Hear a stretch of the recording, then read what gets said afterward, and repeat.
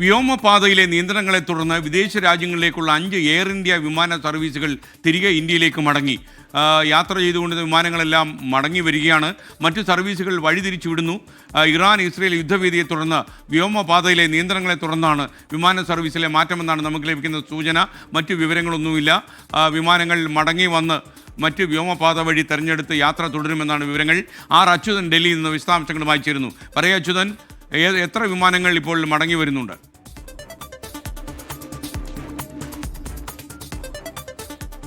നിരവധി വിമാനങ്ങളാണ് ഈ ഇറാൻ വ്യോമപാത അടച്ചതിനെ തുടർന്ന് ഇപ്പോൾ തിരികെ ഇന്ത്യയിലേക്ക് എത്തുന്നത്. അതിൽ ആദ്യം തന്നെ പറയേണ്ടത് ഇവിടെ നിന്ന്, അതായത് മുംബൈയിൽ നിന്ന് ലണ്ടനിലേക്ക് പുറപ്പെട്ട AI-129 എന്ന് പറയുന്ന വിമാനം തിരികെ മുംബൈയിലേക്ക് തന്നെ, അതായത് 3 മണിക്കൂർ ഫ്ലൈ ചെയ്ത ശേഷം മുംബൈയിലേക്ക് തന്നെ മടങ്ങിയിരിക്കുന്നു എന്നുള്ളതാണ്.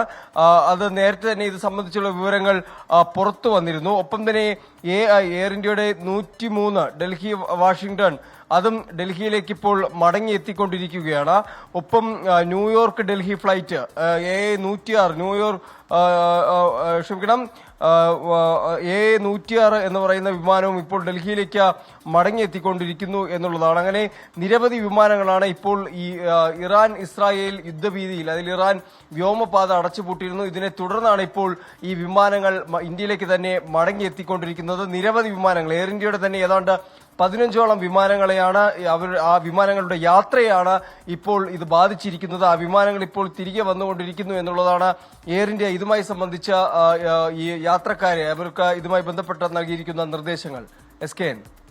Thank you. ആർ അച്യുതനാണ് വിവരങ്ങൾ നൽകിയത്.